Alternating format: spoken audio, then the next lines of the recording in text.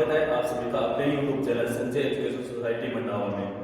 बेटा कहते हैं ना, मंजिल उन्हीं को मिलती है जिनके सपनों में जान होती है। मंजिल उन्हीं को मिलती है जिनके सपनों में जान होती है। बेटा पंखों से कुछ नहीं होता, हौसलों से उड़ान होती है। अब इसी चीज को सत्य साबित करते हुए आज हमारे साथ मौजूद है देवांश शर्मा। बेटा आपका स्वागत है। सबसे पहले मैं इनको कॉन्ग्रेचुलेट करना चाहता हूँ। इन्होंने सैनिक स्कूल के ऑल इंडिया रैंकिंग 28 हासिल की है। इन्होंने सैनिक स्कूल और मिलिट्री स्कूल दोनों एग्जाम क्वालिफाई कर चुके हैं। तो सबसे पहले देवांश शर्मा, हमें आप ये बताइए कि आपको कैसा महसूस हो रहा है? अभी भी मुझे बहुत अच्छा फील हो रहा है। इतनी सारी मेहनत के बाद इतना एक सक्सेस मिल गई है, बहुत अंदर से हैप्पी फील हो रहा है। ओके, मैं आपको ये भी बताना चाहता हूँ, ये जो देवांश शर्मा है ये हमारे साथ पहले से जुड़े हुए हैं। इन्होंने 6th में भी सैनिक स्कूल मिलिट्री स्कूल की एग्जाम दी थी, लेकिन यहाँ पर इनका फाइनल सिलेक्शन नहीं हो पाया। तो बेटा जब आपका फाइनल सिलेक्शन नहीं हो पाया तब आपको कैसा महसूस हुआ? अब इस टाइम के बाद, अब 90% स्कोर करने के बाद जब हम 100% ना पहुंच पाए ना, तो फिर बहुत बुरा फील होता है। पर इसको हटाकर इसको हमने कभी अंदाजा ही नहीं दिया। तब मेरे पेरेंट्स ने मेरे को दोबारा मोटिवेट किया, मेरे टीचर्स ने भी मेरे को बोला कि एक बार होने से क्या होता है, फेलियर तो बार बार होता है, पर सक्सेस तो एक बार हो जाती है तो हो ही जाती है।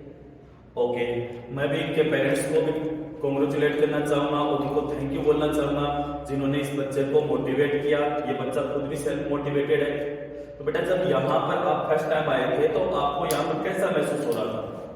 इस टाइम जब फर्स्ट टाइम आया था तो उस टाइम तो फिर लग रहा था, थोड़ा थोड़ा तो लगता है जब फर्स्ट टाइम कहीं और दूसरी जगह आते हैं, फिर इतने घर से इतना दूर, कहाँ मैं बिहार में, कहाँ ये राजस्थान में संजय एजुकेशन सोसाइटी।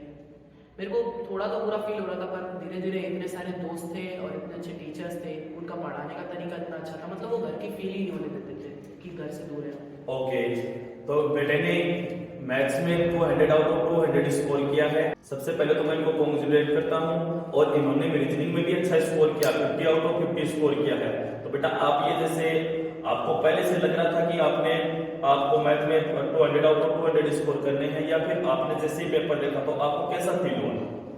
पेपर तो वैसे तो बहुत इजी था, पर अब पहले तो स्कोर तो सबका ही होता है कि हमको स्कोर करना है, 99-100% स्कोर करना है। उसी चाह के साथ अपने टीचर्स के साथ एक मोटिवेशन लेके, क्योंकि बहुत सारे बच्चे पिछले साल भी 200 आउट ऑफ 200 लाए थे, तो मेरे को भी लाने थे, इसलिए। ओके सर, बेटा आपने ये बताया कि पिछले साल भी बहुत सारे बच्चों ने 200 आउट ऑफ 200 स्कोर किया था। कुछ बच्चे ऐसे भी थे जिन्होंने 196 स्कोर किया था, कुछ बच्चे ऐसे थे जिन्होंने 192 स्कोर किया था। तो क्या उनको देखकर आपको ये महसूस नहीं हुआ कि अगर मान लो मेरे 192 भी आ सकते हैं, मेरे 196 भी आ सकते हैं, या फिर आपको यही था कि मेरे को 200 भी स्कोर करना है? पहले तो लगा था कि कहीं पेपर हार्ड ना आ जाए, लगभग, पर हमारे टीचर्स थे, इन्होंने अलग अलग बुकों का पैटर्न पहना पढ़ाया था। फिर एक बुक से जरूरी नहीं कि एक ही बुक से पढ़े, इतनी सारी बुकें, पता नहीं कितनी सारी, और इतना सारा सिलेबस एकदम अच्छे से क्लियर करवाया था। बार बार उसको 1 2 3 बार रिवीजन करवाया। अब इसलिए पेपर देख के तो बहुत ईजी लग रहा था वो पेपर, क्योंकि सारा पैटर्न पढ़ा हुआ था। ओके सर, बेटा आप ये बता रहे हो कि आपने यहाँ पर जैसे दोनों लेवल की एग्जाम की तैयारी की, आपने 6th में भी की थी, 8th में भी की थी, तो क्या आपको कुछ चैलेंजिंग लगा यहाँ पे? थोड़ा बहुत तो चैलेंजिंग तब 6th में लगा था, क्योंकि तब पहले नए नए जगह आना, फिर घर से दूर, थोड़ा चैलेंज तो लगता है, पर टाइम के साथ सब कुछ हो गया। यहाँ पे सब कुछ फ्रेंड वगैरह के साथ। ओके, हमें यहाँ पर रूटीन के बारे में बताइए। जैसे आपने कितने बजे से कितने बजे तक आपने पढ़ाई की, आपको क्या क्या रूटीन में क्या क्या करने में आपको क्या क्या चैलेंज लगे?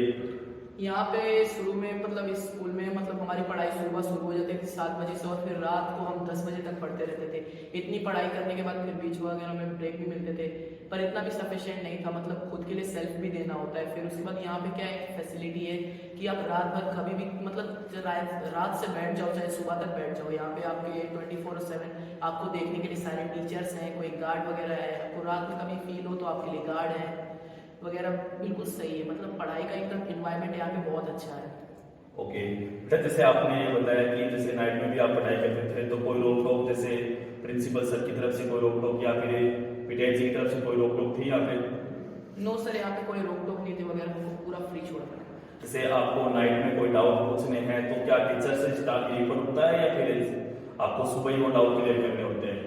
यहाँ पे टीचर्स भी हैं, वहाँ पे मतलब लगभग 5 या 3 से 4 मतलब टीचर्स परमानेंट यहीं पे रहते हैं आके, ताकि कोई भी बच्चा अगर रात को भी स्टडी करता है ना, अगर रात की भी क्लासेस में अगर उसको कोई डाउट होता है तो उस डाउट को क्लियर करने के लिए 24/7 रहते हैं। ज़्यादातर अगर कभी रात को पढ़ते पढ़ते डाउट हो जाए ना, तो कम मतलब ज़्यादातर टाइम तो टीचर्स रहते थे, पर अगर कभी कभी रेयर केस में नहीं रहते हो तो हम सुबह पूछ लेते थे।